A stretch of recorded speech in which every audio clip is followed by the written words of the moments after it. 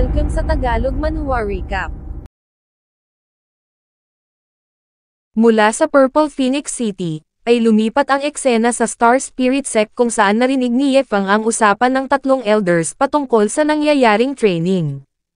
Agad na napatanong si Yefang sa kanyang sarili kung bakit napaka-lively sa training ground, sumilip mula sa pinto, kung saan makikitang binibigyan ng command ng tatlo ang mga disciples. Dochenio, hindi ba kayo kumain saad ni Elder Bai? Lumaban daw sila ng buong lakas, at isipin na ang katunggali nila ay kanilang mortal na kalaban. Bilisan nyo, maglaban na kayo, wag kayong tumigil, sigaw naman ni Elder Sia. Leng Wofang iswing pa raw nito ng 10 beses pa ang kanyang espada. Damit saad naman ni Yefang, what the hell daw ba ang nangyayari dito? Makikita ang kaawa-awang estado ng dalawa, at nabuhayan ang mga disciples nang makita nila si Yefang. Senior brother, sigaw ni Wofang, sa wakas bumalik na raw ito, tulungan siya nito, ang tatlong elder daw ay nabaliw na. Humingi na rin ng tulong ang iba pa, sabay-sabay na sinugod si Yefang, at sabay-sabay na dinumog na siyang naging dahilan upang mapaiyak si Yefang. Napaiyak din dito si Wofang, senior brother, wag daw itong mag-alala, bibigyan niya raw ito ng leg massage mamayang gabi. At, pangisi na ring lumapit kay Yefang ang tatlong elders.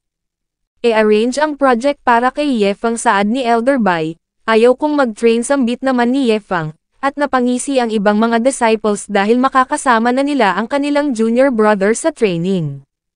Ngunit, binigyan lang pala ng tiyaan ni Elder Bai si Yefang, pinaupo, minasahin ni Elder Sia ang kanyang mga binti, matagal raw itong nawala kaya malamang pagod na pagod ito, na siya namang nagpaluwa sa mga mata ni Elder Luokai. Ha, sambit naman ni Yefang sa kanyang isip, so mukhang hindi raw pala siya pipilitin ng mga ito na mag-ensayo. Nagtaka naman dito si Elder Luokai, bakit ayaw dong pag-ensayohin ng mga ito si Yefang.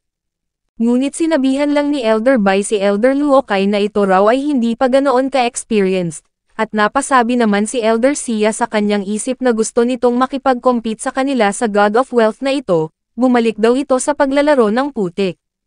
What the heck are you fucking kidding me? Tugon naman ni Elder Luokai, inangat si Yefang na siyang nagpaluwa sa mga mata ni Elder Bai, anong ginagawa mo, nauupo lang naman ako rito, sigaw ni Yefang.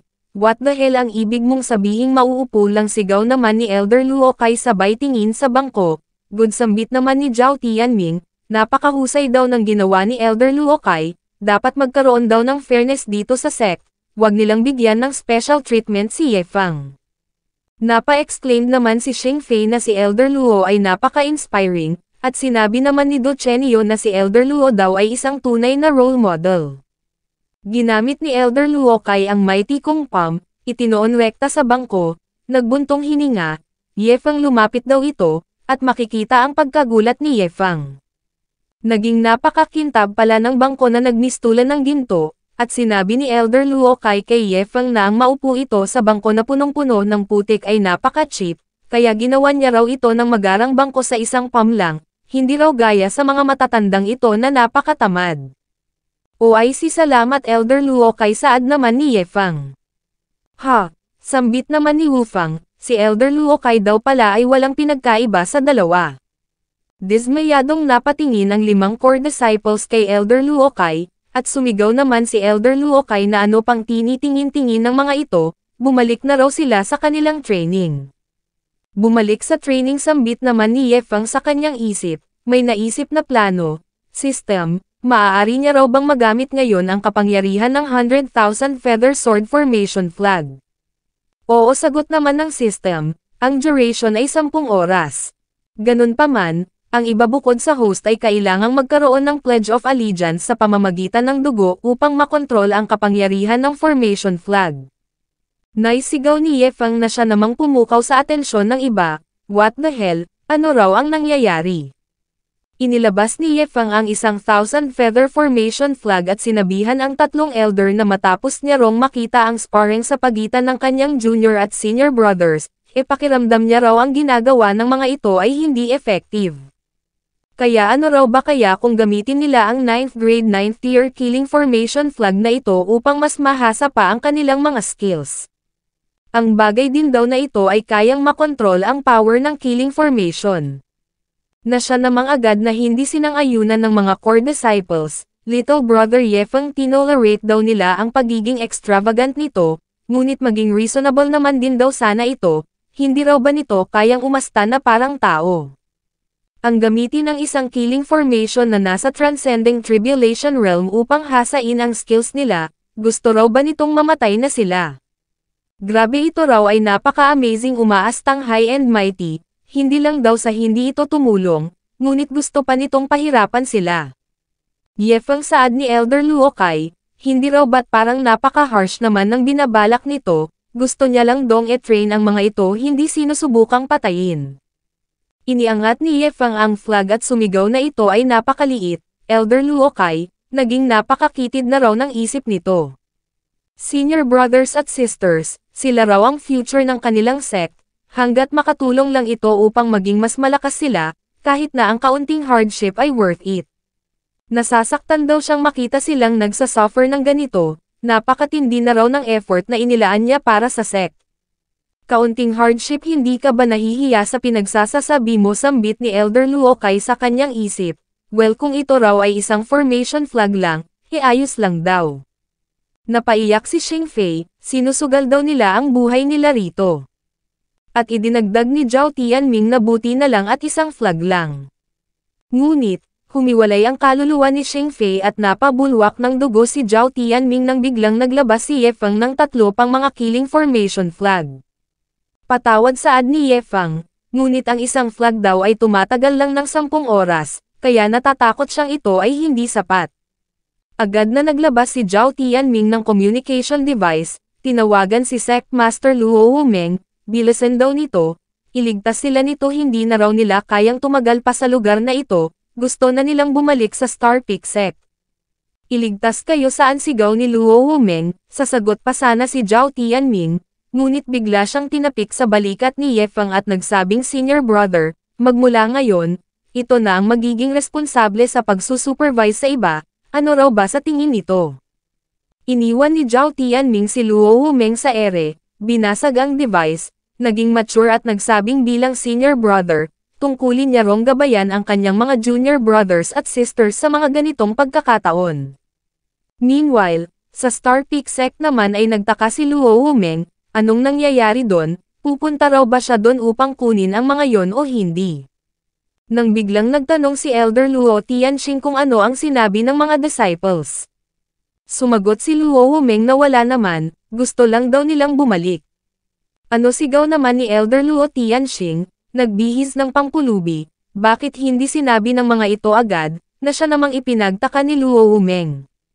Ladies and gentlemen, saad ni Elder Luo Tianxing, ang kaibigan niya raw na si Beigang ay nandito sa kanilang sect, hindi pa nito nakikita si Yefeng. Sa pagkakataong ito ang mga core disciples ay busy, kaya dadalhin niya ito doon upang i-meet si Yefeng, may objections daw ba sila? Bilisan na raw nilang sumagot, mayroong outsiders dito, wag nilang i-tarnish ang reputasyon ng kanilang sect, na siya namang ikinainis ng ibang mga elders, despicable, shameless, old dog, shameless, sambit ng mga ito at idinagdag ni Elder Jiang Haoyu na kaya raw pala bumisita rito si Beigang. Ngunit hindi muna ito pinayagang umalis ni Elder Luo Tianxing, upang magamit niyang excuse upang makita si Yefeng. Makalipas ang ilang oras, ay kasing bilis ng bulalakaw na bumulusok si Elder Luo Tianxing, Elder Luo, sambit naman ni Beigang, pakiusap, bagalan lang daw nito, nasusuka na siya. Agad na nag-break si Elder Luo Tianxing, samuka ng rainbow si Beigang, patawad masyado kung nabilisan, sambit naman ni Elder Luo Tianxing. Sinabi ni Beigang na nagmamadali itong makarating sa Star Spirit Sect, na iintindihan niya raw, ngunit, maaari daw ba nitong magpaliwanag kung bakit ito nakasuot ng pangpulubi? Ngumisi naman si Elder Luo Tianxing at sinabihan si Beigang na wala itong alam, ito raw ay ang kanyang victory attire. Ha, saad naman ni Beigang, anong kabaliwan daw ba ang pinagsasasabi nito? Ngunit tinapik lang ito sa balikat ni Elder Luo Tianxing at nagtanong kung kamusta raw ba ang kamang incense na ibinigay niya rito. Ha, kamang incense, sambit naman ni Beigang, iyon daw ay amazing, nakulangan daw siya, gusto niya pa ng dagdag. Saad naman ni Elder Luo Tianxing, actually kay Ye Feng niya raw nakuha ang mga bagay na yon salamat sa attire na ito, hindi raw ba't iyon ay napaka-awesome. Elder Luo sambit naman ni Beigang sabay hila sa damit ni Elder Luo Tianxing, bigyan din daw siya nito ng isang set ng victory attire na ito. Hoy back off sambit naman ni Elder Luo Tianxing, ang attire na ito ay one of a kind, wag niya itong punitin. Sa Star Spirit Sect naman, ay kalbaryo ang sitwasyon ng mga disciples habang inihilagan ang mga espada na ibinabato ng Killing Formation flag. Nauubusan na ako ng lakas saad ni Chen Haoyu, tulong mamamatay na ako dito miyaw sigaw ni Xing Fei, pinagsisigawan ni Xia Tian si Zhao Tianming na napakasarap ng buhay sa labas, at sinabi naman ni Do Chenyo na ito raw ay isang traidor. Niyakap ni Wu Fang ang paa ni Ye Feng at nagpasalamat, napakabait daw nito sa kanyang ngunit sinabi ni Ye Feng na wag ito masyadong mag-isip ng matindi, tinawag niya lang daw ito dahil mayroon siyang gustong itanong, kailangan pa rin daw nitong bumalik doon. Ha, kailangan ko pang bumalik exclaimed naman ni Wu Fang, come on senior brother, kung siya ang tinawag nito ng specifically, tiyak na ito ay tungkol sa alchemy hindi raw ba? Congratulations tama ka saad naman ni Ye Feng. Senior brother pagmamakaawa ni Wu Fang, ngunit bigla siyang sinipa ni Elder Xia pabalik sa formation, mag-train na raw ito doon, at sinabi niya kay Ye Feng na siya ay isang 9th year alchemist, kung may gusto itong itanong patungkol sa alchemy, magtanong lang ito sa kanya. Kung ganun sige gagambalain kita Elder Xia saad naman ni Ye Feng. Makalipas ang ilang sandali, sa courtyard ng mga elders, ay inilabas ni Ye Feng ang cauldron. Isang alchemy cauldron pagtataka naman ni Elder Xia, at nagtanong kung anong uri ng cauldron ito. Sambit naman ni Ye Feng, ito raw ay ang Celestial Inferno Dragon Cauldron. Kaya nitong mag-refine ng libo-libong mga spirit herbs, sunugin ang essence ng heaven and earth, at lumikha ng mga supreme divine pills. Sambit ni Elder Xia sa kanyang isip, anong pinagsasasabi ng batang ito, nag-show off daw ba ito, at pinagtawanan si Ye Feng. Ye Feng ang cauldron daw na ito ay isa lamang 4th grade heaven and earth profound yellow item, hindi ito powerful enough upang i-refine ang libo-libong mga spirit herbs, dahil kapag ginawa nila yon, tiyak na sasabog ito. Dahil upang magawa yon, ang kailangan nila ay isang heaven grade cauldron. At ang mga ganoong cauldrons daw na nag-e-exist sa buong Xuantian continent, nasa 4 hanggang 5 lang ang bilang. Napakahirap nga raw makakuha kahit na isang earth tier lang na cauldron at idinagdag sa kanyang isip na Yukaki brat, alam na alam daw ng matandang ito ang kanyang stuff, nag-show off lang ito hindi raw ba? Sinabi niya kay Ye Feng na kalimutan na nito ang patungkol sa pagsunog sa essence ng heaven and earth, sinasabi raw ng mga alchemy scriptures na upang maabsorb ang essence ng heaven and earth, kailangan mo ng cauldron spirit. Ganun pa man, siya na si Xia Chanyo, ay wala pang naririnig patungkol sa isang cauldron spirit na nag-e-exist sa isang heaven grade item. Patuloy na naglahad si Elder Xia patungkol sa mga pills, nang biglang hinampas ni Ye Feng ang cauldron. Elder Xia, pagkatapos niya rong marinig ang mga litanya nito, ang masasabi niya lang, ang walang silbing bagay na ito ay higit pa sa isang heaven grade na cauldron. Senior Xia, pagmasdan niya raw itong mabuti. Biglang nagkaroon ng reaction ang cauldron, lumabas ang 9 na dragon souls mula sa cauldron, nagmistulang umiikot na apoy ang langit na siyang ipinagtaka ng iba, ito ay imposible sambit naman ni Luo Chenzo, mga dragon souls, isang spiritual cauldron, paano raw nangyaring nandito ang ganitong bagay sa mortal world? Comeback sigaw ni Ye Feng, at bumalik na sa loob ng cauldron ang mga dragon souls.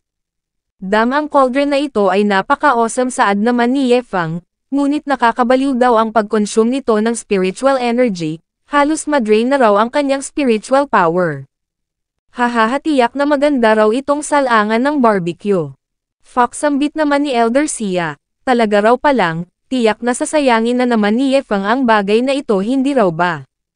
Nang biglang dumating si Luo Chenzo, sinasabi niya ng araw bang kagagawan na naman ito ni Ye Feng. Hinawakan niya ang cauldron at nagtanong kung ito ba ang nagpakawala ng mga cauldron spirit, oo sagot naman ni Ye Feng at nagtanong kung gusto ba itong subukan ng sect master. Kaya ganon na nga ang ginawa ni Luo Chenzo, ngunit nagulat siya nang hindi ito nag-respond. Ha, mukhang mayroon na raw itong kinikilalang master. Tinanong niya si Ye Feng kung ito na ba ang naging owner ng item na ito sa pamamagitan ng pagpatak ng dugo. Sambit naman ni Ye Feng, by the way master, ang bagay daw na ito ay tila isang spiritual power vacuum, hinigop daw nito ang halos kabuuan ng kanyang spiritual power ngayon lang. Sambit naman ni Luo Chenzo, mukhang talaga rong nakuha na ni Ye Feng ang nod of approval ng Cauldron Spirit at idinagdag sa kanyang isip na sa loob ng napakaikling panahon na kino-control ito ni Ye Feng, ang siyam na mga freaky dragon spirits daw na yun ay maaaring ma-wipe out ang buong Star Spirit sect ng 10 beses, ito raw ay tila isang walking weapon of mass destruction. Kahit na ang mga powerhouses na nakasurvive na sa 9 heavenly tribulations, kayang-kayang i-wipe out ni Ye Feng ang mga ito. Nang biglang lumapit si Elder Sia, anong problema sambit naman ni Luo Chenzo sa gulat. Ibinulong ni Elder Sia kay Luo Chenzo na kailangan daw nitong pagsabihan ang batang ito, binabalak daw nitong gamitin ang cauldron na ito sa pag-barbecue. Ang Dragon Cauldron Spirit Demonic Flames na lumabas kani-kanina lang ay kayang sunugin ang space, ngunit binabalak lang ng baliw na ito na pag-ihawan ng karne ang cauldron na ito. What a prodigal disciple sambit naman ni Luo Chenzo sa kanyang isip. At makikitang ang nasa isip ni Ye Feng sa sandaling ito ay gamitin ang cauldron na itong ihawan ng isang buong beast. Ye Feng, alam mo ba kung gaano ka-powerful ang cauldron na ito? Tanong ni Luo Chenzo. Gamit ito, kaya mo na rong ma-dominate ang buong Xuantian continent. Absolutely not master, sagot naman ni Ye Feng, ang isang tao raw ay kailangang kumain. Wala raw siyang interest pagdating sa domination, gusto niya lang dong kumain ng barbecue, nagtataka raw siya kung kakasya ang isang buong lion dito. Ye Feng, ang cauldron na ito ay top tier, sabat naman ni Luo Chenzo, kaya nitong i-refine ang kahit na anong pill at i-wipe out ang kahit na sinong kalaban, wala raw magiging limit kung maha-harness niya ito ng mabuti. Ngunit sinabi lang ni Ye Feng na gusto niya lang daw itong gamiting pambugbog sa mga demonic beast dahil ang karne ng mga yon ay isang delicacy. Ano raw ba ang nasa menu mamayang gabi? Gusto niya rong subukang mag-grill gamit ang cauldron na ito na siyang naging dahilan upang hindi na makapagpigil pa si Luo Chenzo, bumunot ng espada, susugurin si Ye Feng, ngunit bigla siyang pinigilan ni Elder Sia. Sect Master, hindi niya raw ito maaaring gawin, direct disciple niya ang batang ito. Elder Sia, bitawan mo ako, sigaw naman ni Luo Chenzo, tatagpasin niya raw ng pinong-pino ang baliw na ito. Master, Elder Sia, kung wala na aalis na ako, sambit ni Ye Feng sabay sibat. Hoy Ye Feng, ibalik mo ang puwet mo rito, sigaw naman ni Luo Chenzo, you evil fiend, sige subukan niya lang daw itong gamitin sa pag-barbecue ang cauldron na ito mamayang gabi, wag na raw itong magpakita sa kanya kung gagawin niya yon. Oh dear. Sambit naman ni Ye Feng sa kanyang isip, ang pagiging disciple ay isang rough gig, nagtataka raw siya kung nakabalik na si Li Fei ngayon sa kanilang guild. Samantala, sa Heavenly Fire Realm naman, partikular sa main hall ng Xuanyan Sect, ay makikitang humihingi ng tawad si Li Fei sa Sect Master. Sigaw ng Sect Master, ang mag-sneak out ito sa Heavenly daw battlefield, hindi raw ba siya nito nire-respeto bilang Master? Ang taong ito ay si Sun Chanyo, ang Sect Master ng Xuanyan Sect. Idinagdag niya na hindi ito ang unang beses na ginawa ito ni Li Fei, kung hindi niya lang daw ito nahuli sa pagkakataong ito, hanggang kailan daw ba itatago ni Li Fei sa kanya ang patungkol dito. Master, alam ng disciple na ito na nakagawa siya ng mali, saad naman ni Li Fei at idinagdag sa kanyang isip na pakiusap wag daw itong lumapit. Ngunit hinawakan lang ni Sect Master Sun ang kanyang ulo. Inangat at nagsabing magmula ngayon, hindi na ito maaaring makaalis sa sect hanggat hindi ito nakaka-breakthrough papunta sa Foundation Establishment Realm. Ouch, lalabas na ang utak ko, sigaw naman ni Li Fei nang biglang mayroong dumating, tumawa, sinong fellow swordsman daw ba ang bumisita rito sa kanilang sect? Ang taong ito ay si Wang Chengshan, isang Grand Elder. Nagtaka siya nang makita niya si Li Fei, binitawan ni Sect Master Sun si Li Fei. Grand Elder Wang, bakit ka nandito, sambit naman ni Li Fei habang papabagsak. Anong swordsman, pagtataka naman ni Sect Master Sun, wala rong swordsman na bumisita rito sa kanilang sect. Wala kang alam, sambit naman ni Elder Wang, Hayaan daw nilang magpaliwanag ang batang ito at makikitang naging slime si Li Fei at hindi umimik. Kaya pinagtatadyakan ng dalawa si Li Fei, hoy magsalita daw ito ano ang nangyayari, hindi raw ba't hate na hate nito ang mga sword cultivators, magsalita raw ito. Master, Grand Elder, hayaan nyo akong magpaliwanag saad naman ni Li Fei. Doon sa second layer ng Heavenly Dao Battlefield ay may nakasalubong daw siyang baliw na gastador, mayroon itong mga sword intent fragments, ngunit hindi niya ito gusto. Ngunit nung malaman nitong hate na hate niya ang sword cultivation, ginamit daw nito lahat ang mga sword intent fragments na mayroon ito sa kanya. At nung pumunta siya sa bathroom, bigla niya na lang dong na-obtain ang death sword intent, wag daw siyang sisihin ng mga ito, pinilit lang siya ng baliw na yon, hinding-hindi niya raw gusto ang bagay na ito. Ha, sambit naman ni Elder Wang, ang lahat ng kanyang effort, talent, at abundance na opportunity sa pagsubok na pag-comprehend sa Celestial Flame Sword Intent sa loob ng nagdaang 60 taon ay tila nawala ng kabuluhan, dahil nagawa itong maabot ng matabang ito sa loob lang ng ilang minuto. Li Fei, ano ang tumatakbo sa isip mo ngayon? Tanong naman ni Sect Master Sun, sabihin daw nito kay Elder Wang. May naisip naman na genius idea si Li Fei, Elder Wang, buo na raw ang isip niya, magmula ngayon, hindi niya na raw guguluhin ang kanyang isip sa pag-iisip ng mga bagay na mayroong kinalaman sa espada, makakalimutan niya rin daw ang tungkol sa Death Sword Intent na ito paglipas ng panahon. Anong pinagsasasabi mo? Inis na sigaw naman ni Elder Wang sabay labas ng latigo, katapusan ko na sambit ni Li Fei sa kanyang isip.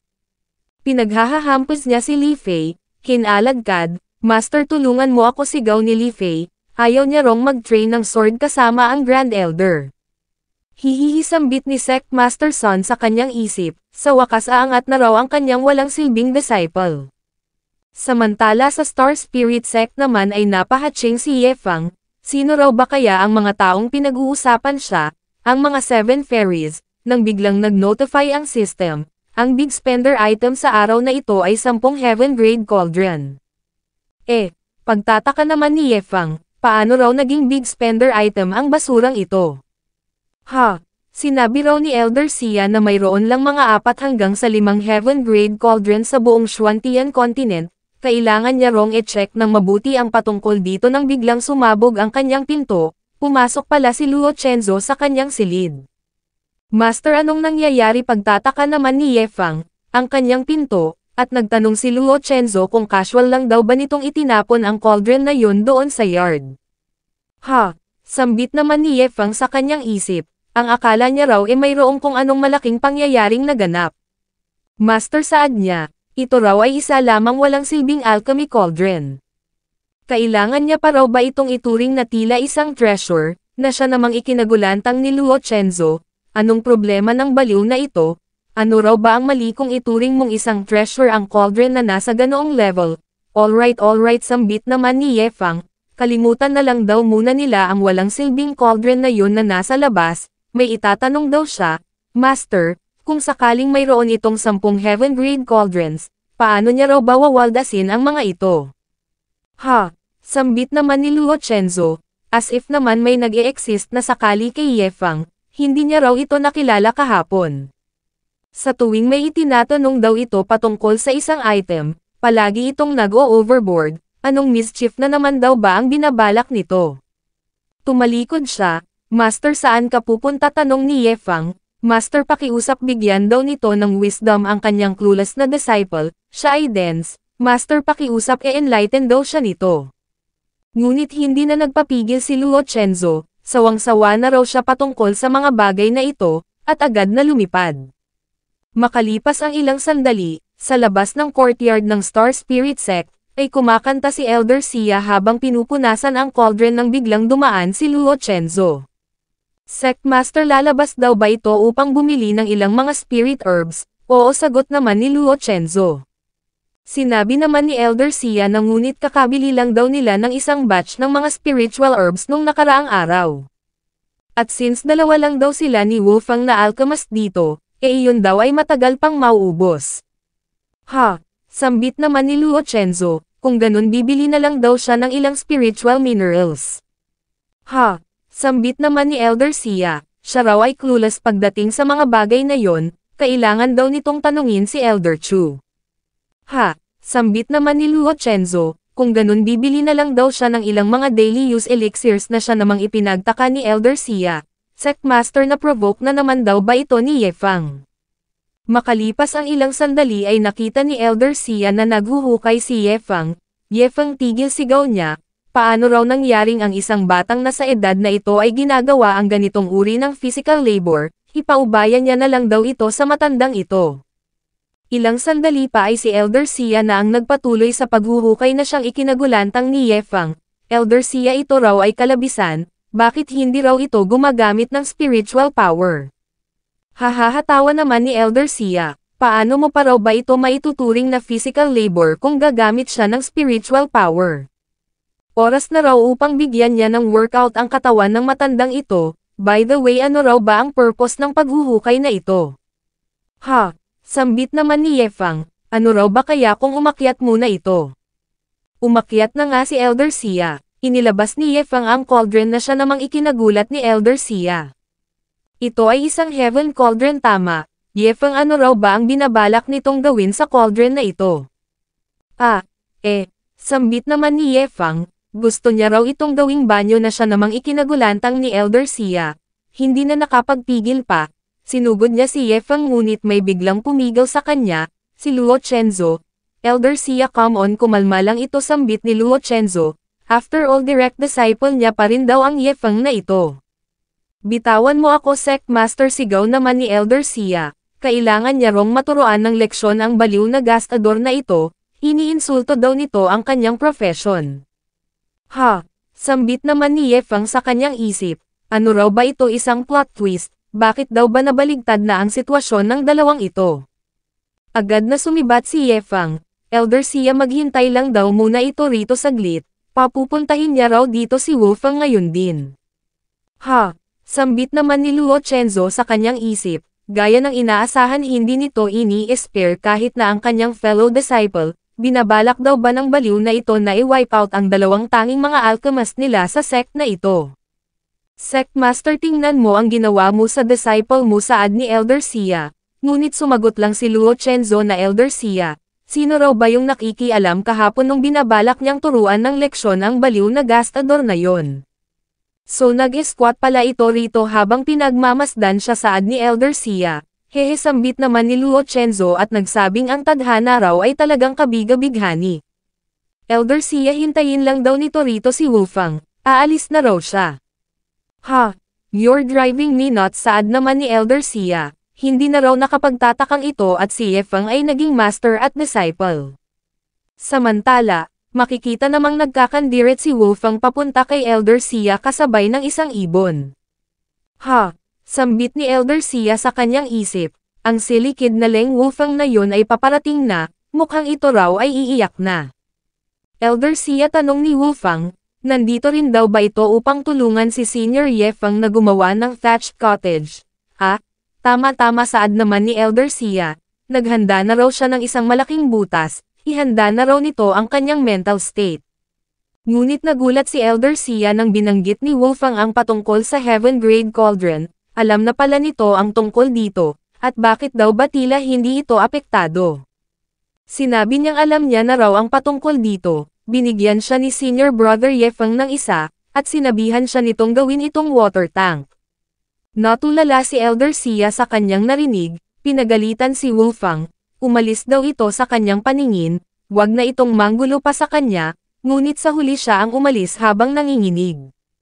Mula doon ay lumipat ang eksena sa courtyard ni Elder Sia, kung saan sinalubong siya ni Elder Chu at nagtanong kung si Elder Sia daw ba ang nagtos sa Heaven Grade Cauldron na nandun na siya namang ipinagtaka ni Elder Sia. Heaven Grade Cauldron, sambit niya at agad na nagdash. At napaiyak nang makita niya ang note na nagsasabing inireregalo ito ni Ye Fang sa kanya.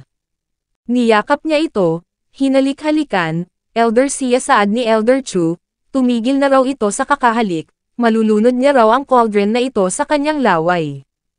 Ahem, sambit naman ni Elder Sia sabay talikod, hindi niya raw ito hinahalikan, absolutely not. Elder Sia, saad naman ni Elder Chu, maaari niya raw bang mahiram ang cauldron na ito para sa research, matagal niya na rong gustong personal na makalikha ng isang heaven-grade cauldron, ngunit ang mga ganito raw na nakita niya noon ay mayroon ng nagmamay-ari. Sambit naman ni Elder Sia sabay suot ng shade, since sila raw ay kabilang sa iisang sect, ibig sabihin sila raw ay pamilya. Elder Chu, maaari niya rong gamitin ang cauldron na ito para sa kanyang research. Otherwise gagamitin niya raw ito bilang water tank sa kanyang courtyard na siya namang nagpatulo ng butil ng pawis sa ulo ni Elder Chu. Salamat Elder Sia, sambit ni Elder Chu sabay buhat sa cauldron. E-research mo ang tungkol dito kasama si Xiao Xiao, saad naman ni Elder Sia. I will, sagot ni Elder Chu. Ngunit makalipas ang ilang sandali, ay nagulantang si Elder Chu sa kanyang nakita. Nakakita pala siya ng mga heaven-grade cauldron na nakahanay. Fuck, ano pa raw ba ang silbi kung ire-research niya ang cauldron na hawak niya ngayon? 7 heaven-grade cauldrons. Kasing common na lang daw ba ng mga repolyo ang mga treasures na ito ngayon? At nagulat siya nang biglang lumabas si Yefeng mula sa loob ng isang cauldron. Yefeng, ano raw ang ginagawa nito rito? Elder Chu, saad naman ni Yefeng, bilang refiner, paano niya raw ba gagamitin ang mga heaven-grade cauldron upang maituring niya na prodigal ang kanyang sarili? Prodigal, yun ang pinag-aalala mo, patanong na sambit ni Elder Chu, paano niya raw malalaman ang tungkol doon, isa lamang siyang refiner. Skilled lang daw siya pagdating sa pag-craft ng mga sandata at mga panangga. Sandata at panangga, saad naman ni Yefeng, hindi na raw nakapagtataka na ito ay si Elder Chu na siya namang labis na ipinagtaka ni Elder Chu. Salamat sa idea Elder Chu, saad ni Yefeng sabay talon, pumili raw ito ng isa. Pumili ng sambit naman ni Elder Chu, siya raw ay isang refiner, naman daw ang magiging silbi ng mga cauldron na ito para sa kanya, gagamitin niya raw ba itong sandata sa digmaan? Tama-tama ka na naman, sigaw ni Yefeng. Yefeng, hindi ganon ang ibig kong sabihin, saad naman ni Elder Chu. Elder Chu, saad ni Yefeng, tingnan daw nito ang heaven-grade cauldron na ito raw ay mabigat at matigas, kaya maaari daw itong magamit sa parehong opensa at depensa.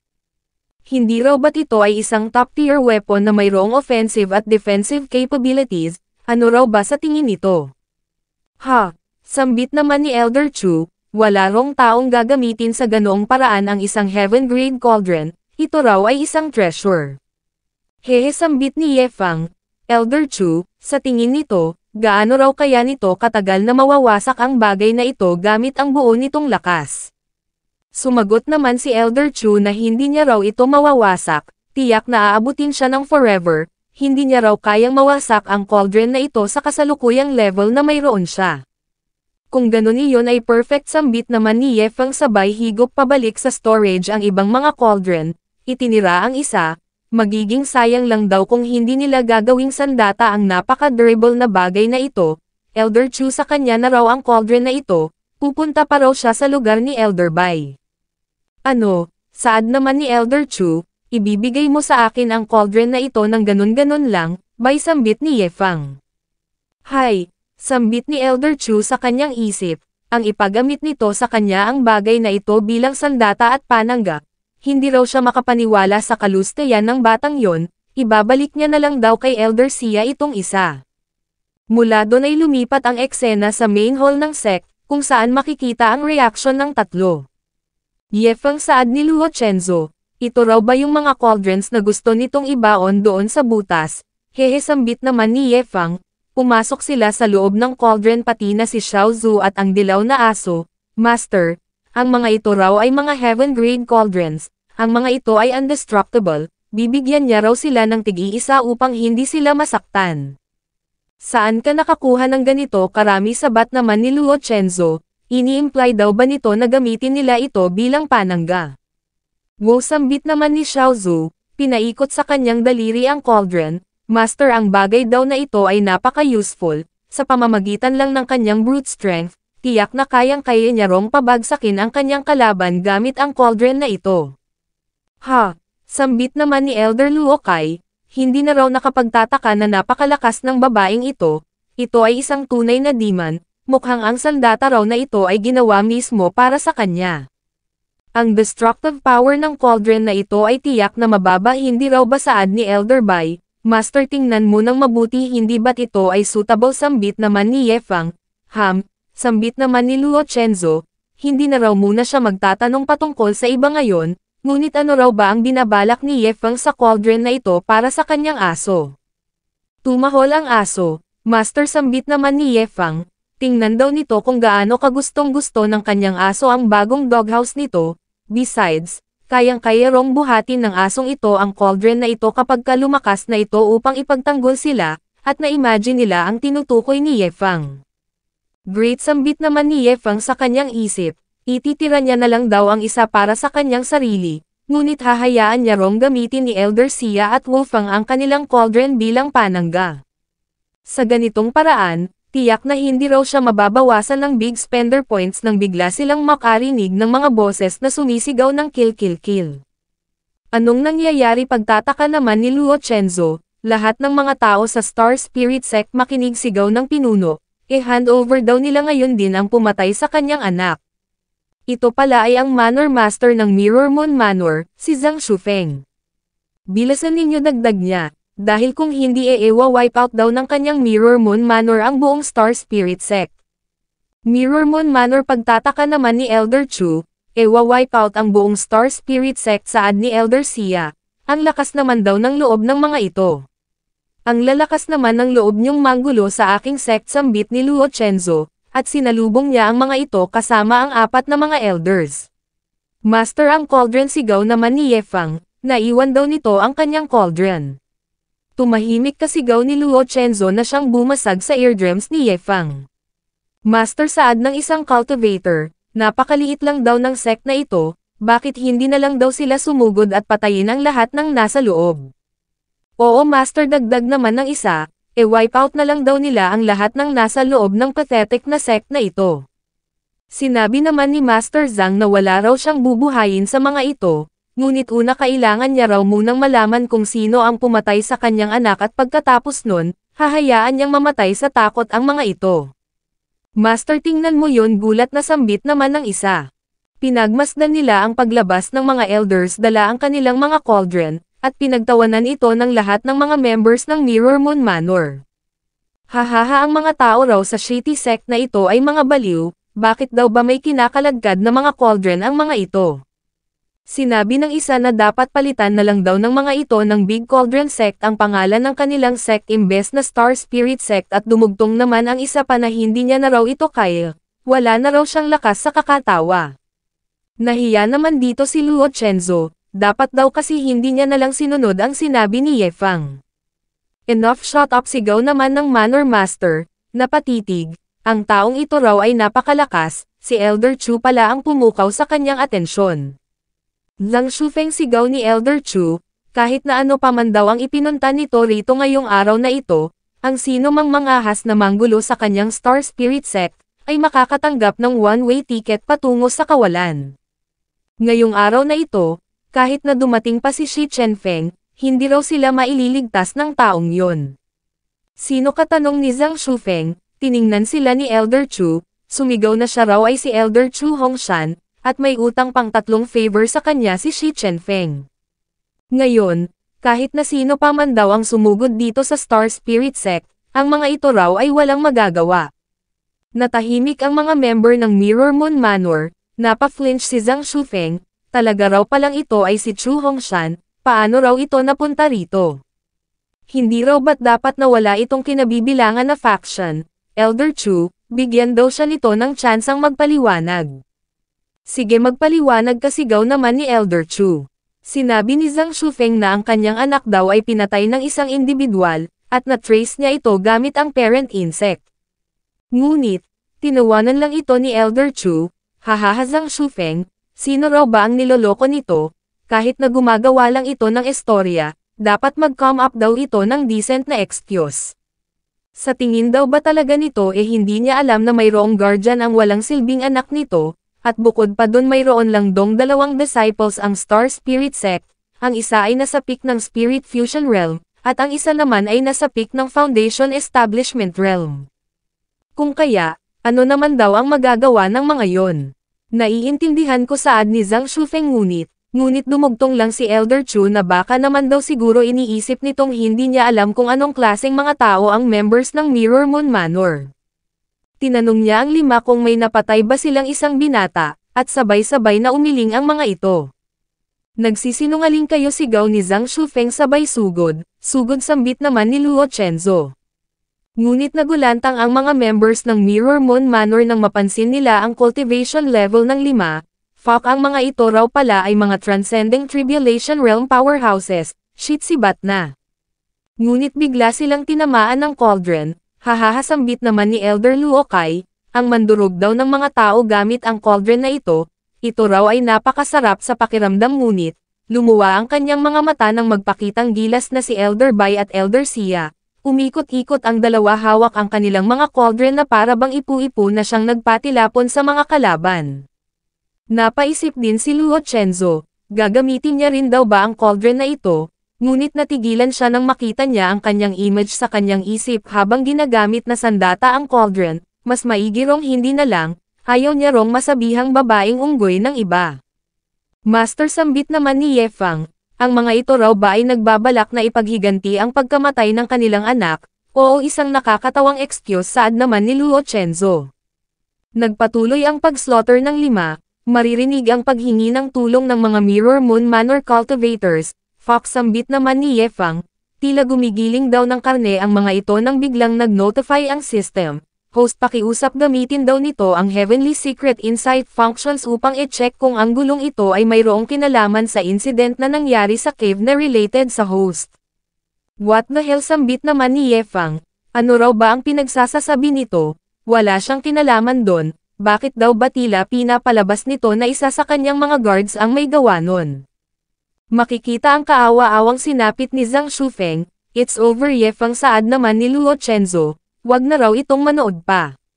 Master, saad naman ni Ye Fang, lumalabas na mukhang napatay niya raw ang anak ng lalaking yun na siya namang ikinagulantang ni Luo Chenzo. Ano?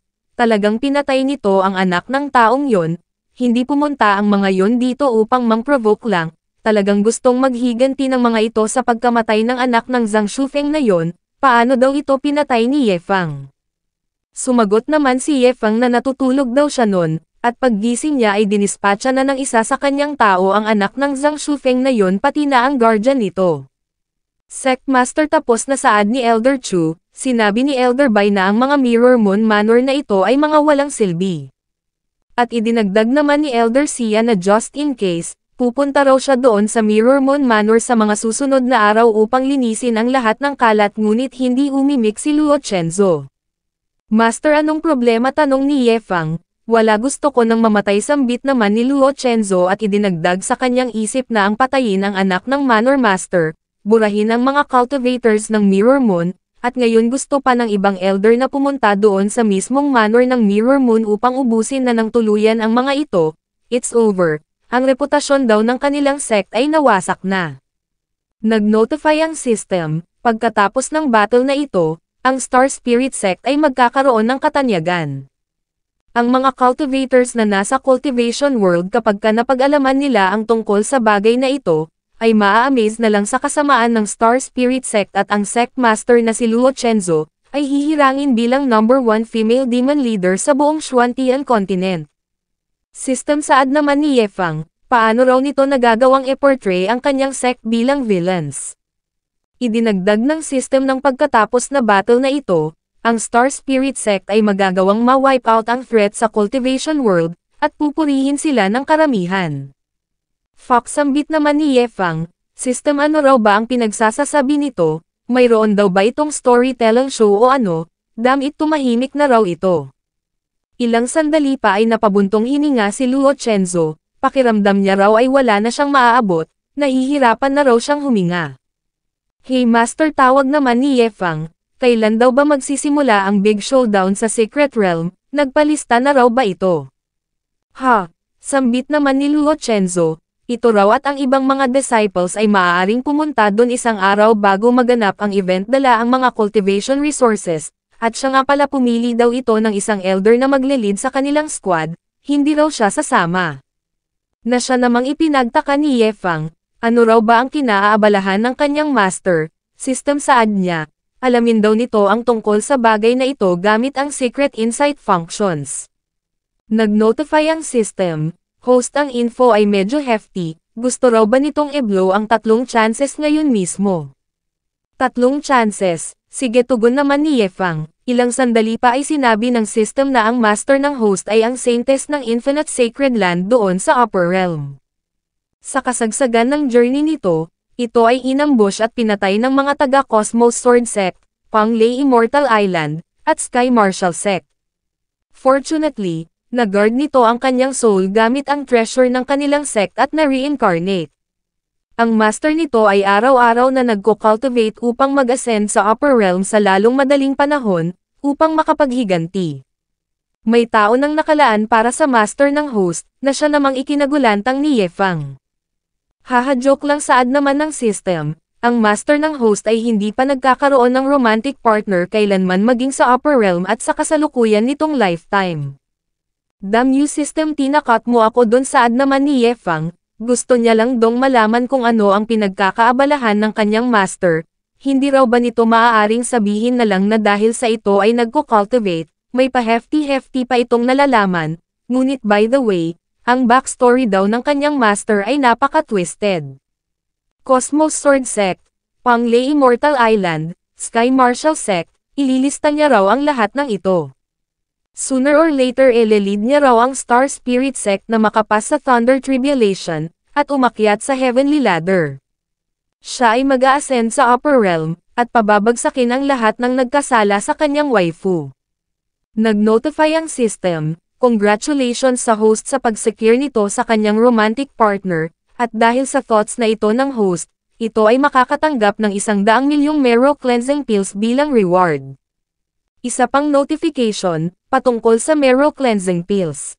Ito ay walang grade, mayroong kakayahang ma-clean out ng lubos ang mga impurities, makakapagbigay ng genuine na impurity-free spiritual body. Ang lahat ng grade ng mga Profound Cleansing Pills, ay inferior kumpara sa Mero Cleansing Pills.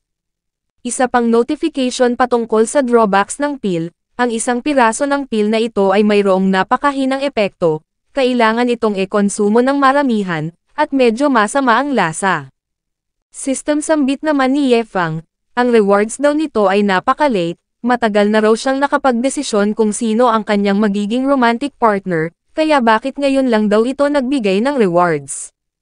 Sumagot ang system, sa susunod ay ibibigay niya na raw ito ng maaga ngunit agad na sinipa ni Yefang ang screen, anong sa susunod ang pinagsasasabi nito, wala na raw siyang ibang gustong maging romantic partner kundi ang kanyang master lang.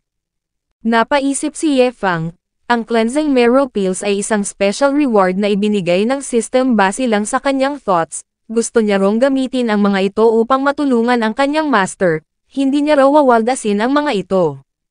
Man ang nangyaring laban ngayon lang ay napaka-exhilarating sambit naman ng mga elders. Napatingin si Yefang sa damit ni Xiaozu, may naisip na bright idea, agad na pinunit ang damit nito, na siya namang nagpagulantang kay Xiaozu. Master, anong ginawa mo sa damit ko, sigaw ni Xiaozu, at sumagot naman si Yefang na hihiramin niya lang daw muna ito, gagamitin niyang pambalot ng mga pills.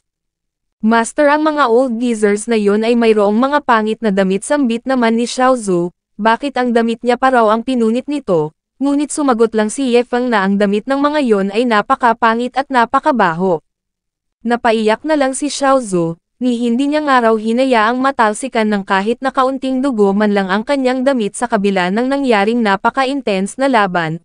Tapos, at mapag-aalamang ang damit pala na suot-suot ni Xiaozu ay isang Water Heaven Cold Cicada Silk White Robe, nagkakahalaga ng 2 milyong top-grade Spirit Stones. For respected elders, tawag naman ni Yefang, may ibibigay daw siyang matamis na bagay para sa kanila. Na siya namang ikinagulat ng mga elders, hindi sila makapaniwala na makakatanggap na agad sila ng reward. Inilabas ni Yefang ang mga pills, at makikita ang reaksyon ng mga ito. For respected elders, sambit naman ni Yefang, pakiusap take daw ng mga ito ang kanilang time at mag-enjoy. Samubo ng isa si Elder Luokai, hindi raw masarap ang lasa ng mga ito. Elder Sia patanong na saad naman ni Elder Bai ni mauubos daw ba nila ito. System sambit naman ni Yefang, ang big spender items daw sa araw na ito ay matagumpay niya nang nawaldas, kaya nasaan na raw ba ang kanyang reward? Nag-notify ang system, mayroon pa rong isang cauldron na natitira. O muntik ko nang makalimutan, sambit naman ni Yefang, binuhat niya ang cauldron. Anong ginagawa ni Yefang, tanong naman ni Elder Sia. Dumugtong si Elder Bai na mukhang ito raw ay hindi masaya. Napasok kasi Elder Luokai, hindi niya raw alam ngunit mukhang kailangan niya rong umasa sa kanilang tatlo patungkol sa pag-ubos sa mga pills na ito. Inihampas ni Yefang sa sahig ang cauldron na siyang naging dahilan ng pagkadurog nito. Ang lahat ng ito ay kasalanan daw ng stupid na cauldron na ito, kaya bilisan na raw ng system at ibigay na nito sa kanya ang rewards.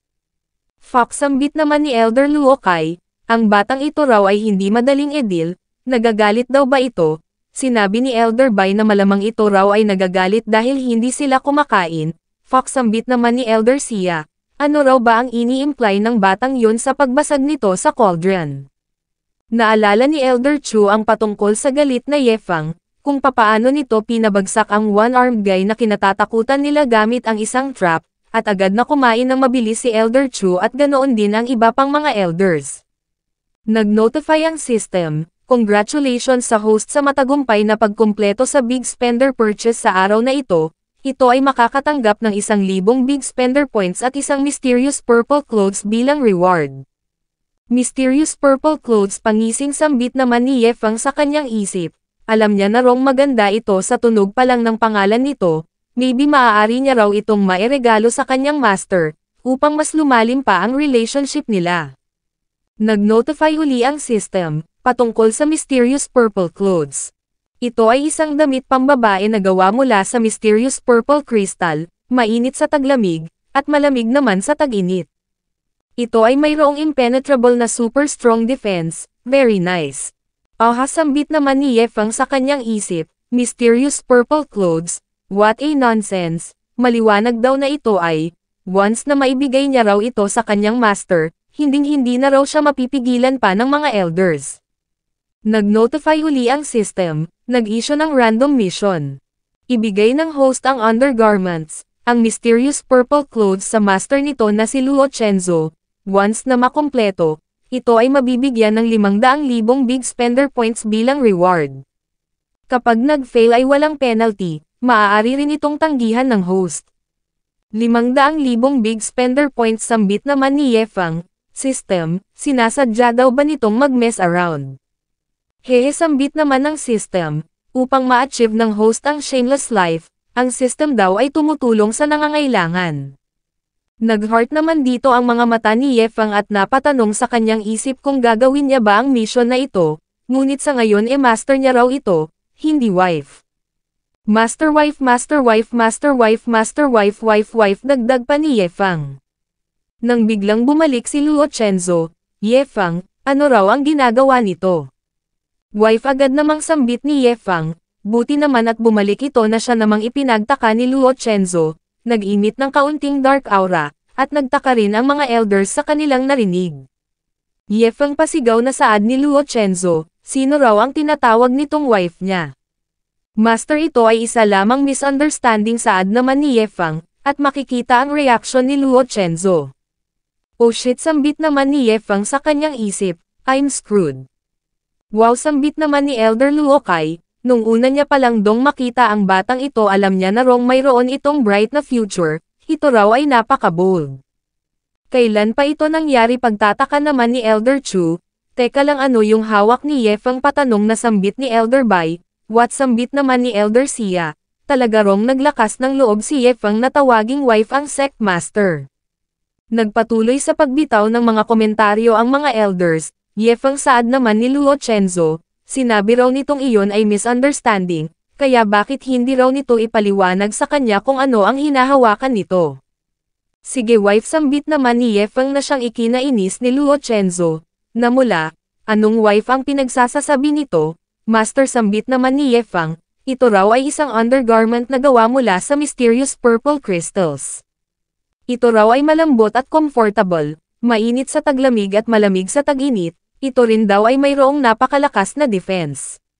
Ang mysterious purple crystals ay isang napaka-rare na spiritual ore, kahit na sa Infinite Sacred Land, mayroon lang dong iisang ganito which is a matter of uproar. Napatingin si Luo Chenzo sa item na hawak ni Ye Fang. Teka lang, ang immortal spiritual chi na tinataglay ng item na ito ay, hindi raw ba kaya na talagang ito ay, ang Infinite Sacred Land ay isa sa pinakamalakas sa Dongzhou, ngunit kung ikukumpara sa buong mundo, ito raw ay hindi malalagay sa top rank. Ngunit ang bagay na ito, ginawa lang itong clothing ni Ye Fang. Hindi raw ba kaya na ang taong ito ay isang uri ng transcendent power, ang Holy Sun's reincarnation? Ngunit ang mysterious purple crystals ay lubhang napaka-valuable, kaya sinabi niya kay Ye Fang na hindi niya raw matatanggap ang regalo na ito. Ngunit sa kabila ng misunderstanding, sa hinaharap, wag na raw siya nitong tatawaging wife. I understand, saad naman ni Ye Fang at makikita ang kanyang reaction. Hihihi, talagang humingi raw ng tawad sa kanya ang kanyang master at naniwalang iyon ay isa lamang misunderstanding, tiyak na ang mysterious purple crystal daw na ito ay talagang napaka-precious. So, what if kung magpatuloy daw siya sa pag-atake? Nilapitan niya si Luo Chenzo sabay abot ng item sa kamay nito, wife, saad niya, sa hinaharap, gagawin daw nila ang mga sari-sarili nilang obligasyon. Maaari siyang tawagin nito ng kahit na ano, ngunit tatawagin niya itong wife. Sambit naman ni Luo Chenzo, iyon daw ay hindi maaari, ang dalawang iyon ay magkaibang bagay, kung mangangahas itong tawagin siya uling wife, wag daw siyang sisihin nito kung huhubaran niya ito ng status bilang direct disciple. Luo Chenzo, saad naman ni Ye Fang, gagamitin niya raw ang kanyang identity bilang honorary elder, upang hindi nito maalis sa kanya ang kanyang status bilang direct disciple. Tini-threaten mo ba ako? Patanong na saad naman ni Luo Chenzo. Ano, hindi pa sapat ang identity na yun, saad naman ni Ye Fang sabay lapit ng husto kay Luo Chenzo. Kung ganun, gagamitin niya raw ang kanyang identity bilang ancestor at magbibigay ng order na, whatever, sige gawin mo kung ano ang gusto mo, saad naman ni Luo Chenzo. Sabay waksi kay Ye Fang at agad na umalis. Sambit naman ni Ye Fang sa kanyang isip, gaya ng inaasahan. Tanging ang mga mayroong makakapal lang daw na mukha ang magkakaroon ng tsansang makakuha ng asawa. Ano pa raw ba ang point ng pagiging wangduyo niya sa ibang mundo? Gamit ang mysterious purple crystal, maaari niya na rong matawag na wife ang kanyang master. Maybe sa susunod mahahalikan niya na raw ito at pagkatapos nun baka makapasok pa siya sa bridal room, hihihi. Teka lang saglit, sambit niya sabay bangon. Fox, saan na raw napunta yung mga pills at yung mga matatanda?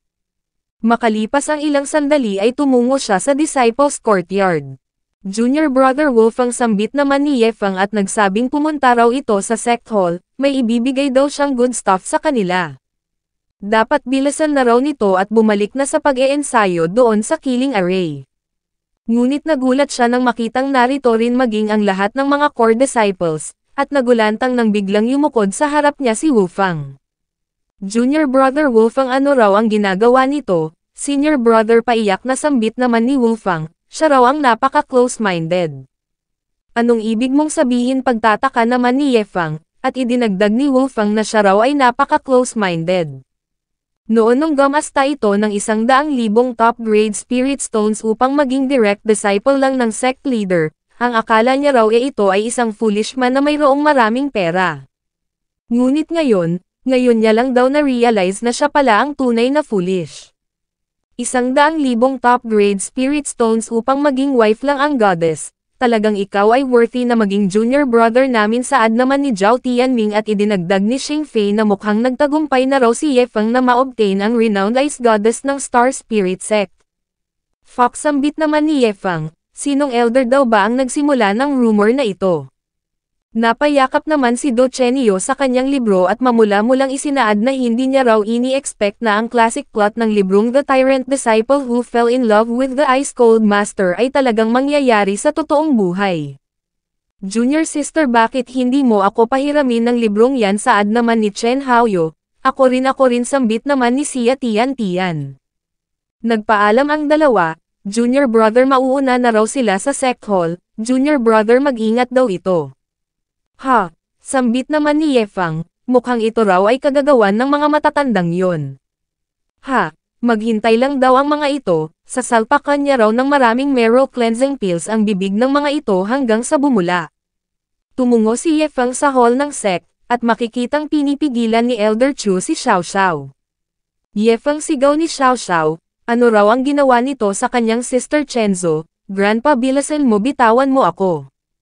Ngunit sinabi lang ni Ye Feng na kung may gusto itong sabihin sa kanya sabihin niya na raw ito ng direkta. Ngunit bago yon, dapat bigyan daw muna siya nito ng blessings. Fuck you, sigaw naman ni Xiao Xiao, kahit na mamatay pa raw siya sa gutom o matamaan ng kidlat, hinding-hindi niya raw gagawin yon. Napabuntong hininga si Ye Feng, at napasabi sa kanyang isip na ang babaeng ito raw ay mas iritable pa kumpara sa kanyang master. Napatingin siya kay Luo Chenzo, lumapit si Xiao Zhou, at napasabi si Ye Feng sa kanyang isip na mukhang nami-maintain pa rin daw nito ang dignified appearance nito. Wife, dapat inilabas na lang daw nito ang lahat ng kanyang galit. Once na ito ay mag-ascend at maka-encounter ng mga mapanganib na sitwasyon, magkakaroon daw siya ng performance bilang isang heavenly soldier na bumaba mula sa kalangitan, dadalhin ang buong sect upang iligtas ito, at hahayaang i-devote nito ang buhay nito sa kanya. Pinunit niya ang damit ni Xiao Zhou, hihiramin niya raw muna ito, napasigaw naman si Xiao Zhou, kakabili niya lang daw sa damit na ito. Master, sumusobra na raw ito, wag niya na raw itong gawin uli, mayroon na lang daw siyang ilang pirasong damit na natitira. Inilatag ni Ye Feng ang mga pills sa mesa ni Luo Chenzo, at sinabi ni Ye Feng na ang mga ito raw ay mga marrow cleansing pills. Ang efficacy nito ay higit pa sa profound cleansing pill, kung ekokonsumo mo ito ng maramihan, ang iyong kaluluwa ay magiging free mula sa mga impurities. Lumapit ang aso, ngunit bigla itong sinipa ni Ye Feng. You dumb dog, maghintay daw muna ito doon, ito raw ang huling kakain. Natuwa naman dito ang mga elders at disciples, hahaha, sa wakas ang series daw na ang tao ay mababa pa sa aso ay nagtapos na, ito raw ay napaka-amazing. Sister Chenzo, sambit naman ni Xiao Xiao sabay lapag ng kanyang maso sa mesa, hindi raw nila ito maaaring kainin, absolutely not. Ngunit maaari nitong matanggal ang mga impurities ng iyong constitution, saad naman ni Luo Chenzo sabay pulot ng isang piraso, kung gusto niya rong maging malakas, in a way daw na i-reject niya lang itong bigay ni Ye Feng. Sige, kung ganon, sambit naman ni Xiao Xiao, hayaan daw siya nitong tingnan kung talaga bang napaka-powerful ng pill na ito gaya ng kini-claim ni Ye Feng, maghintay lang daw ito. Sumubo siya ng isa habang nakatitig kay Ye Feng, na-imagine ni Ye Feng ang magiging reaction nito, ngunit biglang bumula ang bibig at humiwalay ang kaluluwa ni Xiao Xiao dahil sa sama ng lasa, bumagsak, at nagbigay ng last will.